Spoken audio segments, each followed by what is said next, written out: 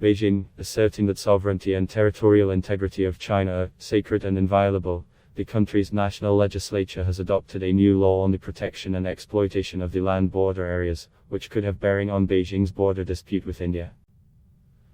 Members of the Standing Committee of the National People's Congress, (NP), approved the law at the closing meeting of a legislative session on Saturday, state-run Xinhua news agency reported. The law, which becomes operational from January 1 next year, stipulates that the sovereignty and territorial integrity of the People's Republic of China is sacred and inviolable, it said.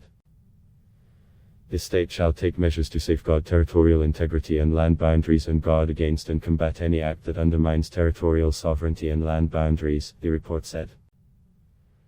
The law also stipulates that the state shall take measures to strengthen border defense, support economic and social development, as well as opening up in border areas, improve public services and infrastructure in such areas, encourage and support people's life and work there, and promote coordination between border defense and social, economic development in border areas, it said. The state shall, following the principle of equality, mutual trust and friendly consultation, handle land border related affairs with neighboring countries through negotiations to properly resolve disputes and long-standing border issues, it said. India and Bhutan are the two countries with which China is yet to finalize the border agreements, while Beijing resolved the boundary disputes with 12 other neighbors.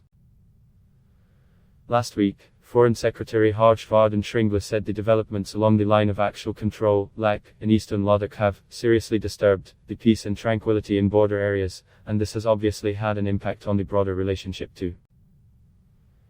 The Foreign Secretary, in his remarks at a seminar on leveraging China's economy on August 21, also referred to External Affairs Minister S. Jaishankar's remarks that the ability of India and China to work together will determine the Asian century.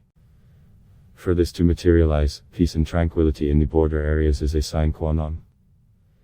Jaishankar has also clearly articulated that development of our ties can only be based on mutuality, mutual respect, mutual sensitivity and mutual interests should guide this process, Shringla said. We hope that the Chinese side will work with us to bring a satisfactory resolution to the current issues so as to make progress on our bilateral relations, keeping in view each other's sensitivities, aspirations and interests, the Foreign Secretary said. While India-China border disputes came along the line of actual control, China-Bhutan dispute covers about 400 km. The new land border law was adopted amid the continued standoff between Indian and Chinese militaries in eastern Ladakh.